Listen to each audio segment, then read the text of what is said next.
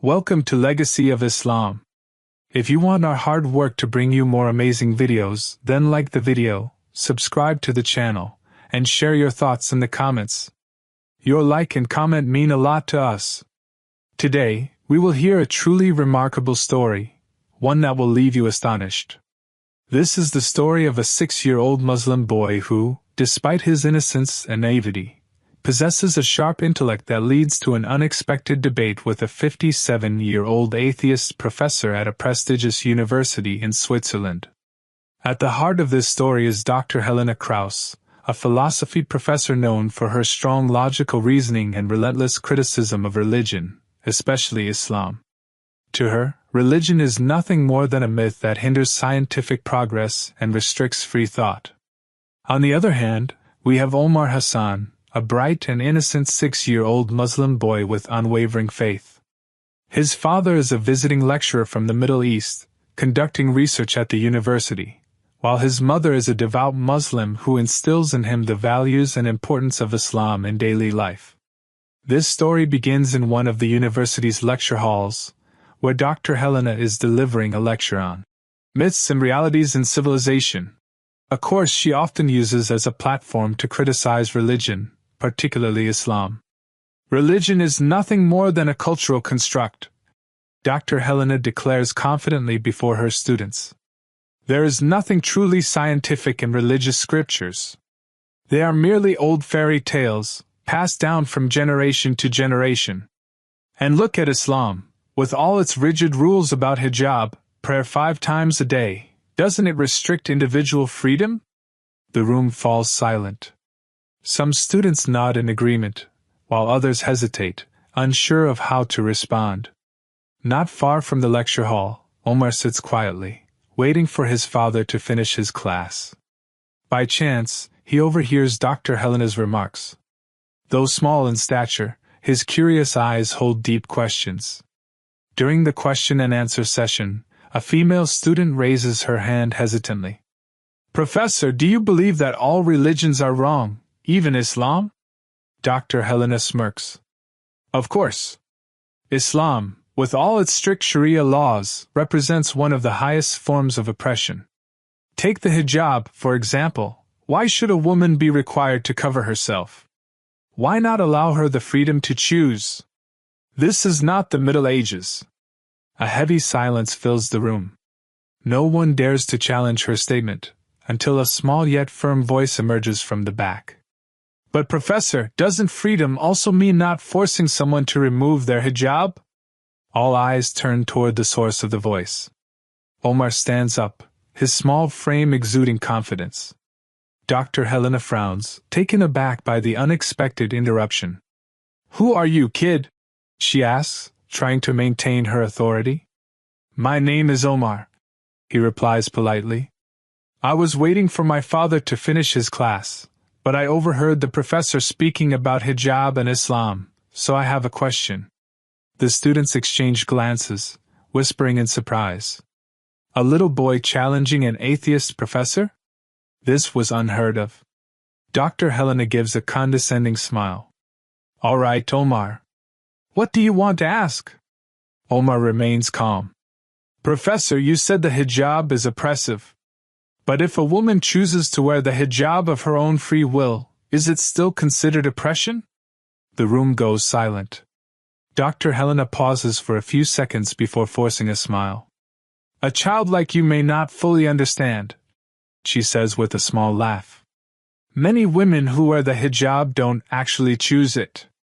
They are pressured by their families, their culture, or society."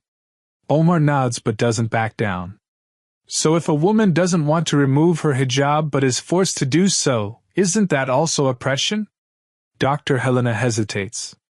This simple yet logical question presents a dilemma that is difficult to refute.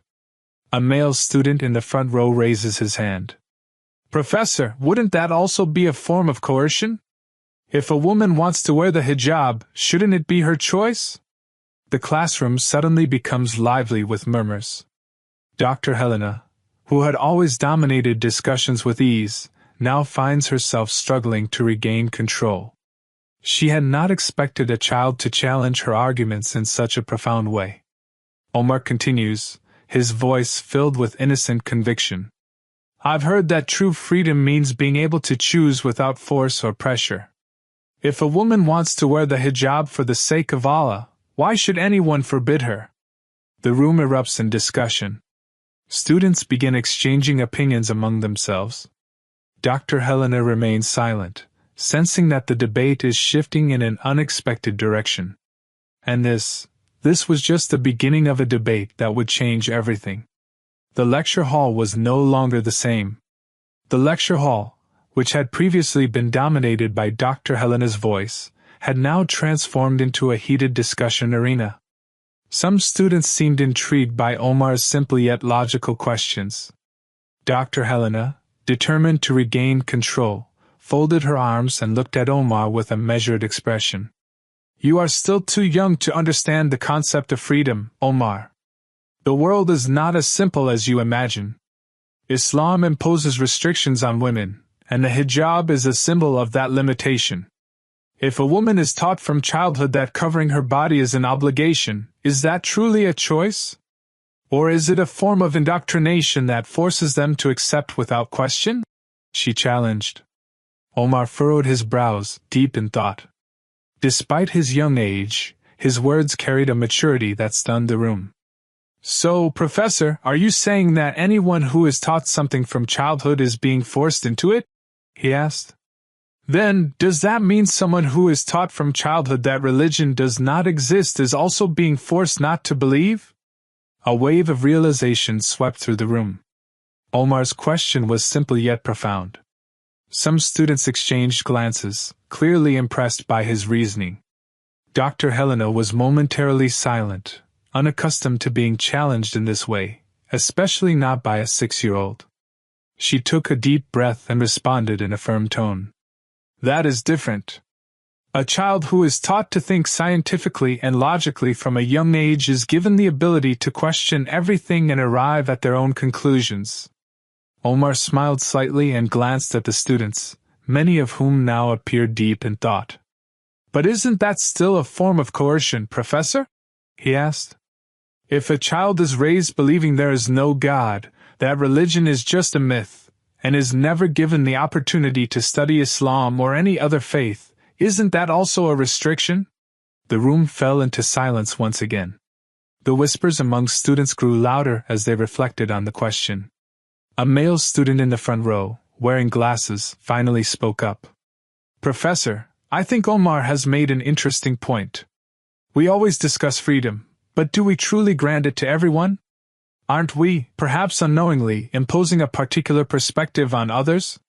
Dr. Helena sensed the discussion slipping out of her control. She had not anticipated this turn of events. We are not discussing atheism or other religions here, she interjected quickly. Our focus is on Islam and how it restricts women's rights. Omar raised his small hand again, his voice steady. Then I have another question, Professor. Have you ever asked Muslim women who choose to wear the hijab whether they feel oppressed? Dr. Helena arched an eyebrow. Of course, many of them feel burdened but are afraid to remove it due to family and societal pressure. Omar nodded thoughtfully. So, the professor has only spoken to those who feel oppressed, he said. What about the women who wear the hijab because they love Allah, because they feel more comfortable and protected? If the professor has never asked them, how can you be certain that the hijab is always a form of oppression? A sudden movement drew attention to a student who had been silent until now. She wore a hijab and looked determined as she raised her hand to speak. I am a Muslim, and I wear the hijab, not because I was forced to, Professor, she said confidently. I chose this because I feel it is part of my identity. In fact, with the hijab, I feel respected because people don't judge me solely by my appearance, but by my thoughts and personality. Dr. Helena regarded the student with mild surprise, clearly not expecting this shift in the discussion. However, she pressed on. But have you ever felt that without the hijab you would be freer? She asked. The student offered a small smile. Free in what sense, Professor? If freedom means... The classroom had turned into a heated debate arena, something Dr. Helena had never expected. Some students sided with Omar and the hijabi student, while others still supported the professor. Omar spoke again, his voice calm but firm. "Professor, you said that freedom means being able to choose for ourselves without pressure from anyone. Then why is it that when a woman chooses to wear the hijab, society, which claims to be free, often forces her to take it off?" Dr. Helena let out a deep sigh. The argument she had firmly believed in now seemed to have a loophole. A male student raised his hand and spoke up. "Professor, if we're really talking about freedom, shouldn't we let people choose for themselves? If a woman wants to wear the hijab, let her. If she doesn't, that's her right. But we shouldn't assume that the hijab always means oppression." Dr. Helena felt like she was losing control of the discussion. She hadn't anticipated that this debate would turn against her so quickly. Just then, the bell rang, signaling the end of the lecture. Students began gathering their belongings, but the discussion was far from over. Many of them continued talking amongst themselves, deeply engaged in the argument that had just unfolded. Dr. Helena turned her gaze toward Omar, who was still standing in place, his expression calm and unshaken. There was something remarkable about this boy. He wasn't just any child. His way of thinking was sharper than many university students she had taught. "Omar," she called, her voice softer now. "I want to talk to you further later. I want to understand how you see the world." Omar smiled. "I would love to, Professor. I also want to know how you see the world." And with that, the debate was just beginning. As the lecture hall emptied, students continued discussing the debate with excitement. Omar's name began to echo among them, the 6-year-old boy who had innocently challenged an experienced professor. Meanwhile, Dr. Helena remained seated at her desk, deep in thought. She had faced many debates before, but this was different. She could easily counter arguments from her students, but Omar, this boy, was an anomaly in her system. Finally, she took a deep breath and said, "Omar, come with me to my office." Omar turned to his mother, who had been waiting near the classroom door. She nodded, signaling that it was okay for her son to follow the professor. They walked through the quiet university hallways. A few students watched them curiously, whispering about how a small child had managed to challenge an atheist professor with such confidence. When they arrived at Dr. Helena's office, she opened the door and gestured for Omar to enter. The office was spacious, lined with tall bookshelves filled with academic literature, and adorned with several awards and certificates. Omar looked around, fascinated, but remained silent, waiting for the professor to speak first. Dr. Helena sat in her chair, folding her arms across her chest. She studied Omar carefully before speaking. "I want to know something, Omar," she said, her tone now calmer than before. "Where did you learn all of this? Who taught you to think this way?" Omar smiled slightly. "Islam taught me to think, Professor. My father always says that Islam isn't just about rituals, it's about understanding life with both the mind and the heart. The Qur'an is a book full of knowledge. I just read and reflect on it." Dr. Helena was taken aback. This was not the answer she had expected. She had assumed Omar had been strictly trained by a religious teacher or raised in a rigid, conservative environment. But no, this child spoke as if his understanding came from deep personal reflection. "But how can a child understand such complex ideas?" she asked, skepticism evident in her voice. Omar's expression remained unchanged. "I am nothing special, Professor. I just ask questions and seek answers. Like you, I try to understand the world, only from a different perspective." Dr. Helena was silent, staring at the young boy sitting before her.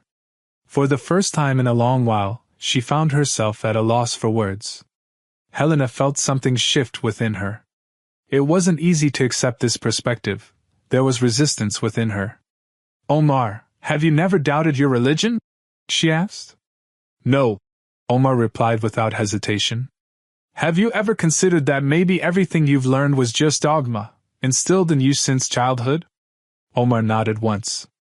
"Professor, I once asked myself, how do I know Islam is true? How do I know Allah exists?" Helena was surprised. She hadn't expected him to admit it so honestly. "And how did you find your answer?" she asked. Omar smiled. "I read the Qur'an. I saw how its contents aligned with science, how it spoke about the stars, the depths of the ocean, and things that modern science has only recently discovered. I also looked at life itself. If there were no God, then why is there order in everything? Why does the human heart feel things that science cannot explain?" Helena fell silent, his words leaving her deep in thought. All her life, she had been taught to think critically, to question everything, and to reject anything that couldn't be scientifically proven. But now, she realized, even in science, there were questions without answers. "But there's so much violence and injustice in the world," she finally said. Omar nodded. "That's true, Professor. But is it the fault of religion or the fault of the people who misuse it? Many crimes have been committed in the name of science. Does that mean science is wrong?" Helena stared at Omar. This child wasn't speaking from emotion alone, he was using sharp logic. Just then, a knock on the door interrupted them. A male lecturer entered with a puzzled expression. "Helena, I heard something unusual. Is it true that a child debated with you in class?" he asked with an amused smile. Helena glanced at Omar before turning back to her colleague. "Not just a child," she said softly. "He's more than that." Omar simply smiled. The debate was far from over. Dr. Helena kept staring at Omar, her expression unreadable. She had heard arguments from philosophers, scientists, and academics all her life. But what this 6-year-old boy had just said had truly shaken her. Her colleague, Dr. Marcus, leaned against the doorway, smirking. "So, Hel, you've been debating a kid, and now you look like you're deep in thought," he teased. Helena took a deep breath. "It wasn't just a debate. I just met someone who shouldn't have this level of understanding at his age." Marcus chuckled. "You're joking. What could a child possibly know that we don't?" Omar turned to Marcus and smiled. "Can I ask you something, Professor?" Marcus raised an eyebrow. "Oh? Sure, I like questions." Omar studied him curiously. "Professor, do you believe in science?" "Of course. Science is the foundation of all human knowledge." Omar nodded. "Okay. Do you also believe that the universe operates under fixed laws?" "Yes, everything follows laws and principles." "Then, doesn't that mean there must be someone who established those laws?" For a moment, Marcus hesitated. I see where you're going with this. You're suggesting that these natural laws prove the existence of God," he said, crossing his arms. "But these laws just exist. They function on their own, through a long process." Omar's smile didn't fade. "But how can you be sure that these laws just exist? Where did they come from? Why are they stable and not chaotic?" Marcus was caught off guard. He hadn't expected the boy to push him this far. He glanced at Helena, who was now watching the conversation with great interest. "Well," Marcus began, "the laws of nature function the way they do. We don't need a creator to explain something that works naturally." "So you believe that something can exist without a cause?" Omar asked innocently. Marcus hesitated. Helena, who had been observing quietly, finally spoke. "Omar, science tries to understand the world through testable and observable methods. But belief in God, it can't be tested that way." Omar met her gaze, calm and unwavering. "Professor, there are many things in life that cannot be tested scientifically but are still real. Like love, for example." Helena and Marcus exchanged glances. "Yes, of course," Helena finally answered. "But can you prove love through a laboratory experiment?" Omar asked. Marcus chuckled. "Omar, love is an emotion, not a law of nature." Omar nodded. "Exactly. But Professor, you still believe in love, don't you? Even though it cannot be measured like gravity." Helena sighed. "What are you trying to say, Omar?" The boy smiled softly. "That there are things beyond what we can see or measure with science. Science can explain how things work, but it cannot always explain why they exist." The room fell silent. Marcus seemed deep in thought. He was used to heated debates with professors and students, yet for the first time, he felt like a student being taught by a teacher. And that feeling unsettled him. Helena leaned back in her chair, studying Omar with curiosity. Omar, what if I still don't believe? What if your arguments still don't convince me? Omar didn't answer immediately. Instead, he looked at her with warmth in his eyes. Professor, you don't have to believe right away. What matters is that you are willing to think and search for the answer yourself. God does not force belief on anyone, He gives signs for those who truly wish to see. Helena felt a strange turmoil within her, a restlessness she had long ignored. Marcus, who was usually so confident, now sat in silence, staring at the boy with a complicated expression. Just then, the bell rang, signaling the start of the next class. Helena glanced at the clock before turning back to Omar. She hesitated, then gave a slight nod. Omar, I don't know what to say, but I will think about everything you said. Omar smiled. Thank you, Professor. That's more than enough. But this debate isn't over. This is only the beginning of something bigger. Helena sat alone in her office after the discussion with Omar. She stared blankly at her laptop screen, but her mind was still caught in the whirlwind of their debate. She had always placed her faith in science. To her, everything had to be explained through logic, experiments, and tangible proof. But Omar's words had left a deep impression. Science can explain how things work, but not always why they exist. She rubbed her face, trying to shake the unease building inside her. She had never felt this kind of restlessness before. A knock at the door pulled her from her thoughts. Come in, she said softly. Dr. Marcus stepped inside, closing the door behind him. His usual confident expression was replaced by something more serious. What are you thinking about? He asked. Helena sighed. I don't know, Marcus. That boy Omar, he's made me question a lot of things. Marcus sat down in the chair across from her, folding his hands. I can't stop thinking about it either. After that conversation, I spent hours rereading arguments on atheism and theism. But somehow, none of them could fully dismiss the questions Omar raised. Helena looked at him in surprise. You too? Marcus nodded. I'm not someone who is easily swayed, especially not by a child. But this was different. He didn't just speak with conviction, he spoke with a depth of understanding that I wouldn't expect from someone his age. Helena exhaled deeply. So, what do we do now, Marcus? A small smile tugged at Marcus's lips. I think we need to find answers. We've spent our lives believing we already know everything. Maybe it's time we open ourselves to the possibility that we don't. Helena fell silent. She couldn't ignore the uneasy feeling in her heart, the one that had been growing since she met Omar. That night, Helena couldn't sleep. Frustrated, she got out of bed, grabbed her laptop, and started researching Islam. For years, she had only known about Islam through media portrayals and academic books. But this time, she chose to read with a different mindset, with an open heart. And what she found surprised her. She read about how Islam emphasizes a balance between science and spirituality. How the Qur'an contains verses that describe scientific phenomena, things that were discovered only centuries later. The more she read, the more intrigued she became. This wasn't just a religion based on blind faith. It was something deeper, something rational. And for the first time in her life, Helena felt as though she was standing at the edge of a truth she had never considered before. But there was one verse that truly shook her heart. Do they not look at the camels, how they were created? And at the sky, how it was raised? And at the mountains, how they were firmly set? And at the earth, how it was spread out? Qur'an, Surah Al-Ghashiyah 17-20.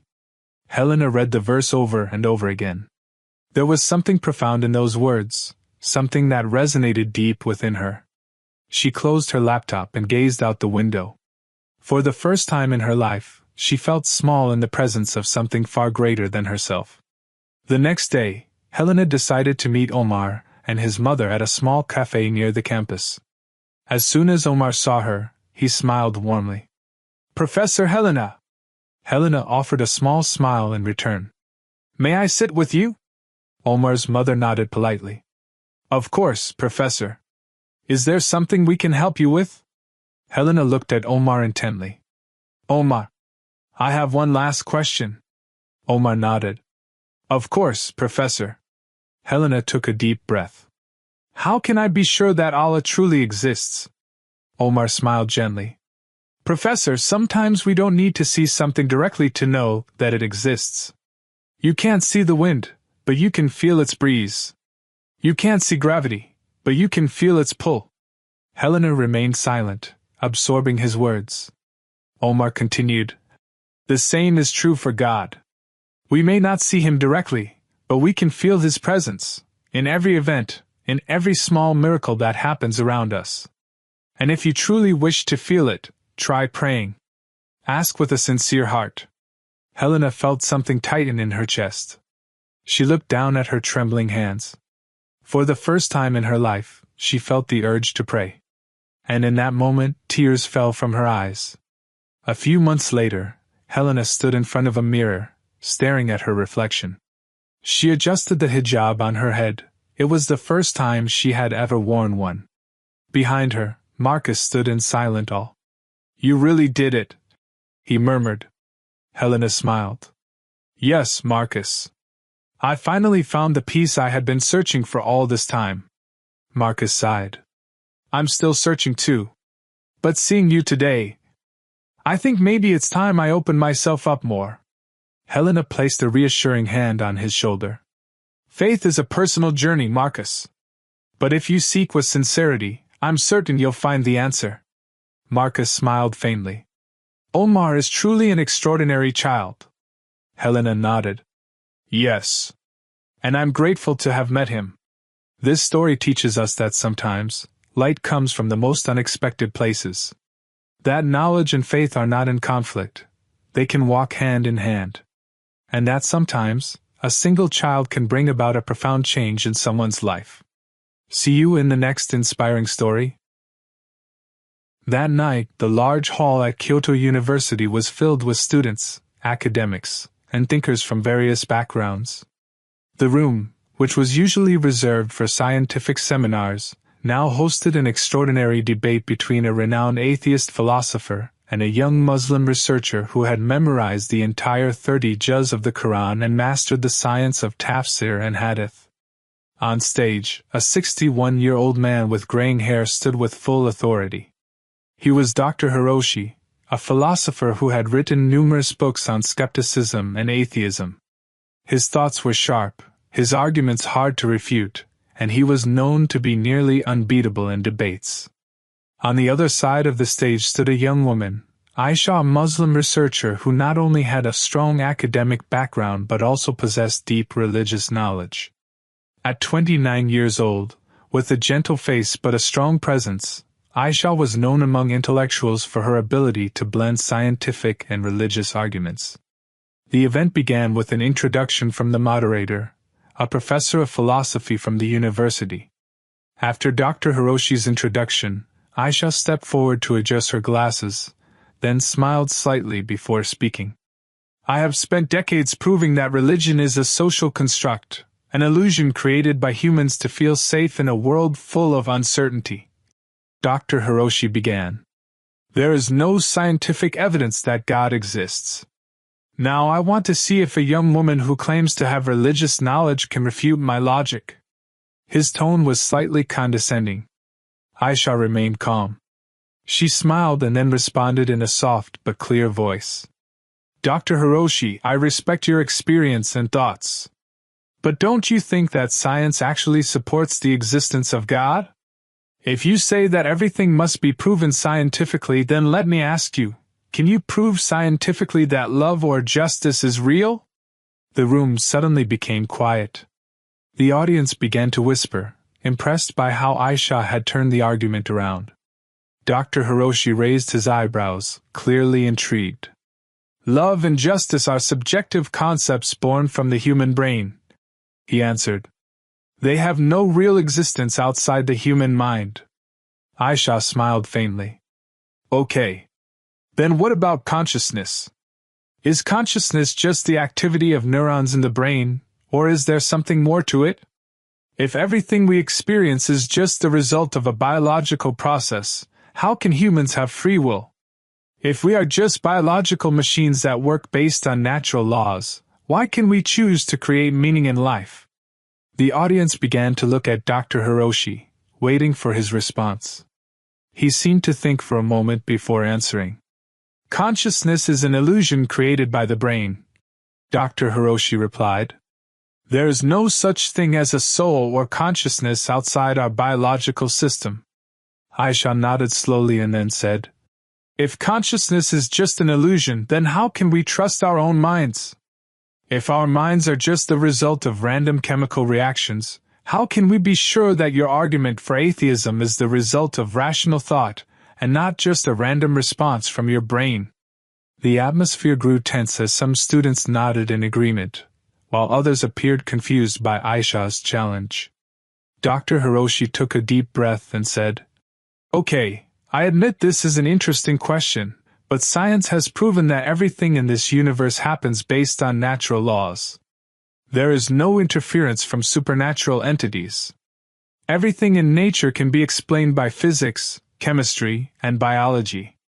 Aisha took a deep breath, then said, If everything can be explained by science, can science explain why these natural laws are so precise? Why is gravity constant? Why are the laws of physics and thermodynamics so regular, as if there is a regulator? Can coincidence alone account for such order? Dr. Hiroshi was silent for a moment, seemingly searching for an answer. But Aisha continued. In the Qur'an, Surah Al-Mulk, verse 3, Allah says, Who has created 7 heavens in layers? You will not see in the creation of the Most Merciful anything that is flawed. Then look again. Do you see any flaw? This verse speaks about the balance of the universe, and interestingly, scientists agree that if the constants of the universe were even slightly altered, life would not be possible. How do you explain this, Dr. Hiroshi? Dr. Hiroshi smiled a little. That is just anthropocentrism. We are just lucky to live in a universe that happens to support life. Aisha smiled then said, Okay, let's move on to the next stage. If coincidence can create order, is coincidence also what creates morality? Or does morality come from something higher? How can we have the concept of right and wrong if this universe is just the result of coincidence? Dr. Hiroshi fell silent again.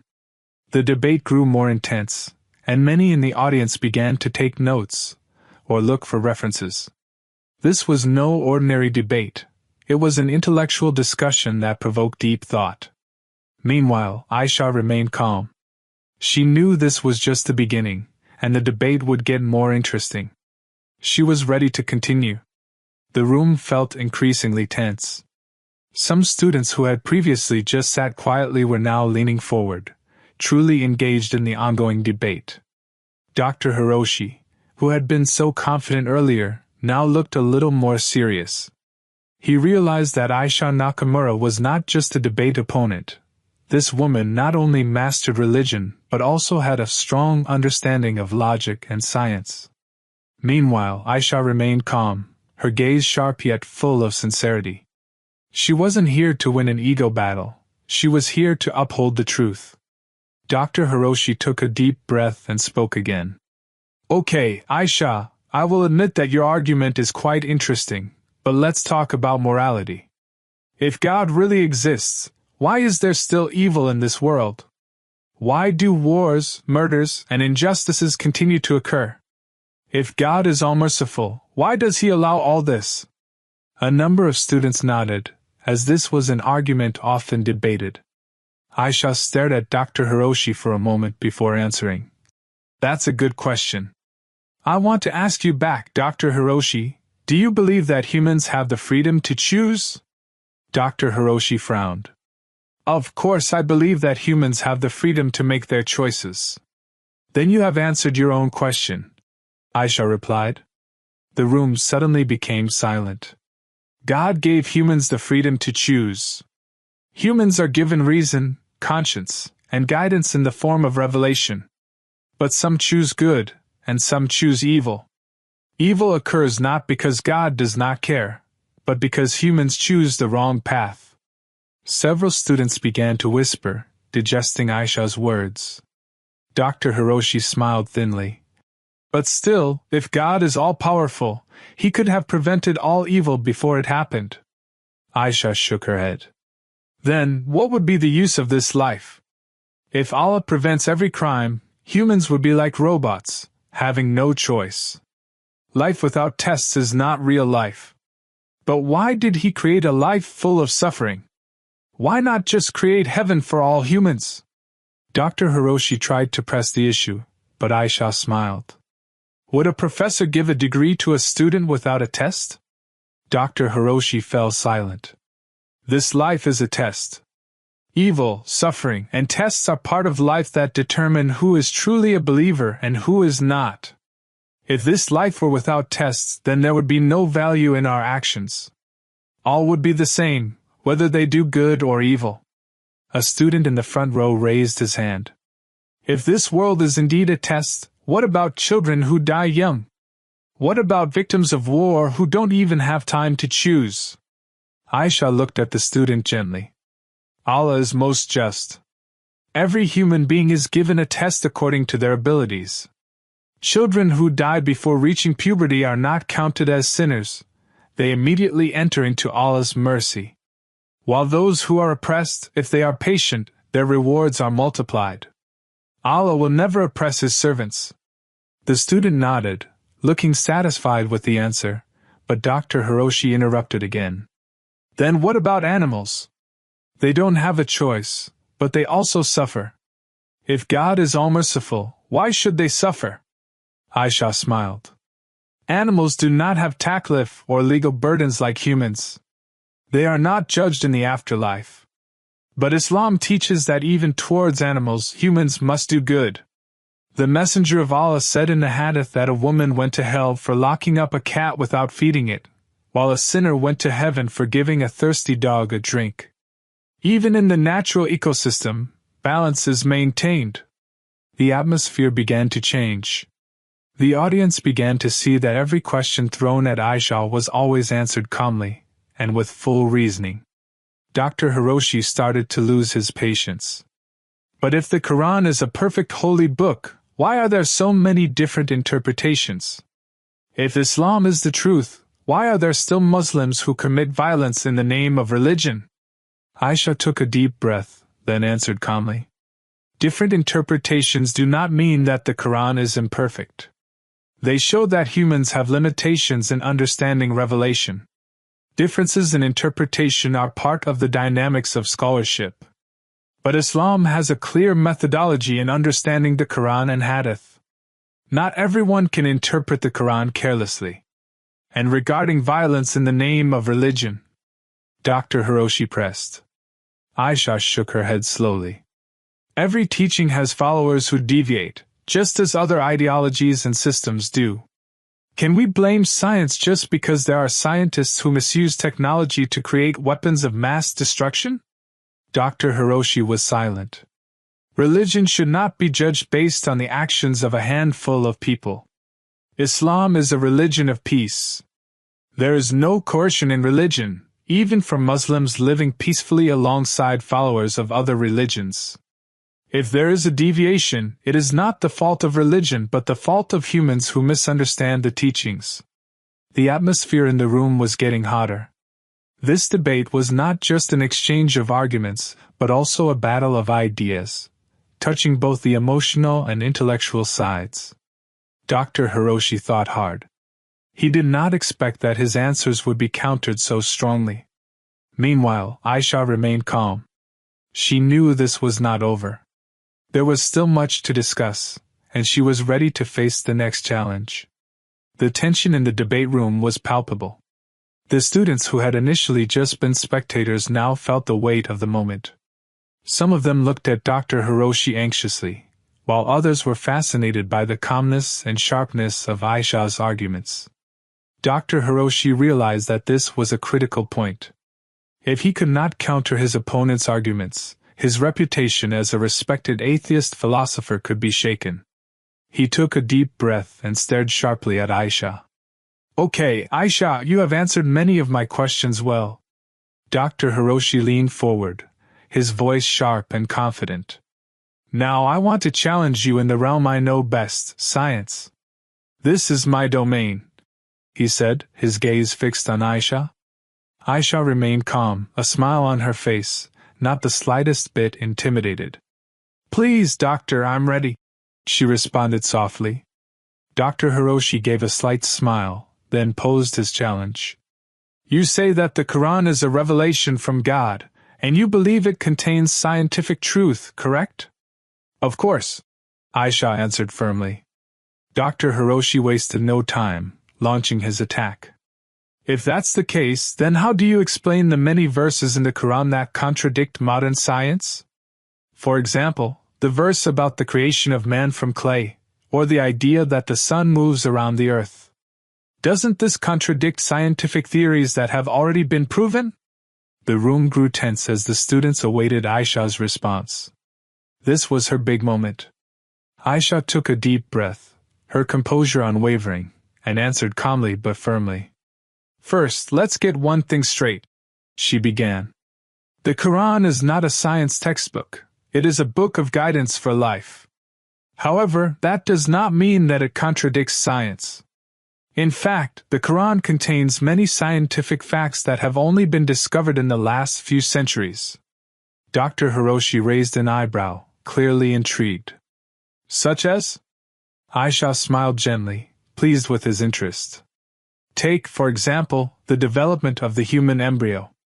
In Surah Al-Mu'minin, verses 12 to 14, Allah explains how humans were created from a nutfa, a drop of semen, which then becomes a lump of blood that clings, followed by a lump of flesh, until finally it forms a perfect human shape. This description aligns perfectly with modern embryology, which was only discovered with advanced technology in recent centuries. She continued, even Professor Keith Moore, a renowned embryologist, admits that such a description could not have come from humans in the 7th century. A murmur spread through the room as some students whispered to one another, clearly impressed by Aisha's explanation. Dr. Hiroshi, however, was not easily shaken. He pressed on. Okay, I'll admit that it's interesting, he said. But what about the statement that humans were created from soil? Isn't that just a myth? Aisha smiled again, her confidence unshaken. Doctor, do you know the main elements that make up the human body? She asked. Dr. Hiroshi paused for a moment, thinking. Carbon, hydrogen, oxygen, nitrogen, calcium, and several other elements, he answered. Aisha nodded. Did you know that these same elements are found in soil? She asked, watching his reaction closely. Dr. Hiroshi's eyes widened slightly, though he quickly masked his surprise. So, when the Qur'an says that humans were created from soil, it doesn't mean that we are made of soil like clay, as in a literal sense, Aisha explained. Rather, it means that the elements that make up the human body are the same as those found in soil. This is not a myth, but a scientific fact that aligns with modern chemistry. Dr. Hiroshi was silent for a moment, processing her words. The room was quiet, the students now fully engaged in the discussion. Aisha's calm and reasoned arguments had turned the tables, and Dr. Hiroshi seemed to be momentarily caught off guard. The room fell quiet once more as Ryu, a few students, seemed to nod in agreement. Dr. Hiroshi's expression grew more serious. He realized that his opponent was not just a young girl with blind faith, but someone who had carefully thought about her beliefs. However, he still had one final point to make. Aisha, he began, his voice calm but determined, I admit that your explanation makes sense. But there's one fundamental question that still lingers. If God exists, then in my eyes, concrete evidence is more than just belief. He paused, his gaze steady on Aisha. Do you love your mother? Aisha raised an eyebrow, sensing where this was headed. Of course, Dr. Hiroshi replied without hesitation. Can you show me that love? Aisha asked, her voice soft yet direct. Dr. Hiroshi frowned, taken aback.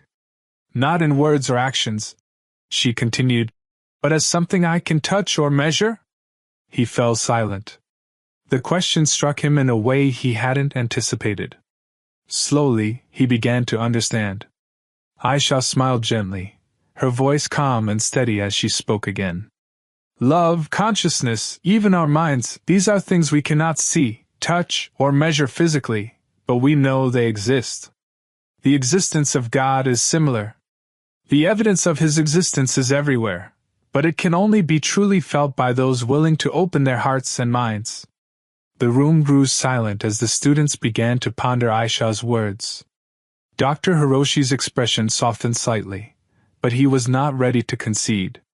That was a beautiful answer, Aisha, he said, but as a scientist, I need something more concrete. If God exists, why can't we see Him? Aisha smiled softly, her eyes unwavering. Can you see radio waves, gravity, or wind with the naked eye? She asked. Dr. Hiroshi sighed. No, but we can measure them with tools. Exactly, Aisha replied. And just as we can't see these forces with our eyes, we can't see the existence of God with our naked eye either. But we can see signs of His existence in the universe, in the laws that govern life, in the perfection of creation. If the law of gravity is enough proof for you that gravity exists, then why aren't the perfect laws of the universe enough proof that there is a creator? The atmosphere in the room shifted. The students seemed deep in thought, while Dr. Hiroshi found himself at a loss for words. For the first time in his life, he felt that he was facing a debate opponent who could truly challenge him intellectually. Yet, this debate wasn't over. There was one final question that he needed to ask, one that would determine the outcome of their discussion. The room fell silent. All eyes were on Dr. Hiroshi. His mind raced as he prepared his final question. All this time, he had been confident that his arguments about the non-existence of God were irrefutable. But tonight, Aisha had answered his questions calmly and insightfully, blending religious faith with scientific reasoning in a way that he couldn't dismiss. As a philosopher, he had spent his life exploring atheistic thought, and accepting defeat was not an easy thing for him. There was one question left, a question he believed no religion could answer. With a slightly deeper voice, he asked, Okay, Aisha, I admit your argument is strong. But there is one last question I think no religion can answer. If God exists and is all-loving, why is there suffering in this world? Why are there famines, wars, and injustices? If God really exists, why does He allow humans to suffer? The students held their breath, knowing this was the classic question often posed by atheist thinkers. Aisha, however, remained calm, her eyes radiating a serene confidence. She understood that this was the most crucial moment in the debate. Dr. Hiroshi, she said softly, her voice unwavering, let me ask you something before I answer your question. Dr. Hiroshi nodded, intrigued. If a small child is learning to walk and he falls, would his parents simply let him fall, or would they help him get up? Dr. Hiroshi thought for a moment, then answered. His parents would definitely help him up, but they would also let him fall so he could learn. Aisha smiled gently. Exactly. God created this world as a place of testing. If life were only filled with happiness and no challenges, how could humans develop? How could we understand the meaning of patience, sincerity, and justice if we never faced trials? Dr. Hiroshi was silent. His mind raced as he processed her words. Aisha continued, her voice steady. Suffering is not proof of the non-existence of God, Doctor. It is, rather, a part of the test we face in this world. The room was still. The students seemed to reflect on Aisha's words, while Dr. Hiroshi, for the first time, felt uncertain. That is precisely part of the wisdom. Every human being is given the freedom to choose their path in life. Some choose the path of goodness, others the path of evil. God did not create humans as robots, programmed to always choose the good. If that were the case, where would the test of life be? A student suddenly asked. But what about natural disasters? That's not human error. Why does God create disasters if He is all-loving? Aisha looked at the student with kindness. Natural disasters may seem like destruction through human eyes, but have we ever considered that they also serve a purpose in the balance of nature?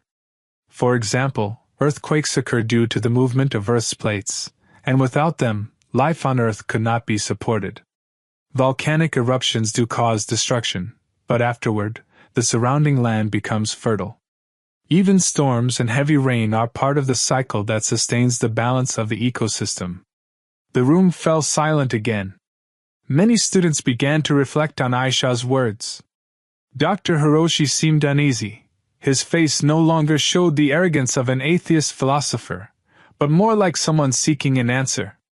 He took a deep breath and said, "Aisha, this is the first time in my life I feel truly challenged in a discussion with thinkers. No one has answered with such truth and depth until now." The students, still processing the shift in the conversation, were silent. Dr. Hiroshi continued, "I don't believe in God, but I must learn more from the Qur'an and understand its contents more deeply." Some students were shocked, while others smiled in hope. Aisha smiled softly. "Doctor, seeking the truth is a process. I am not asking you to just believe, but if you truly want to find the answer, read the Qur'an with an open heart. If, after that, you still haven't found the truth, at least you have searched for it seriously," Aisha said with a gentle smile. Dr. Hiroshi nodded slowly. "I will think about it," he replied.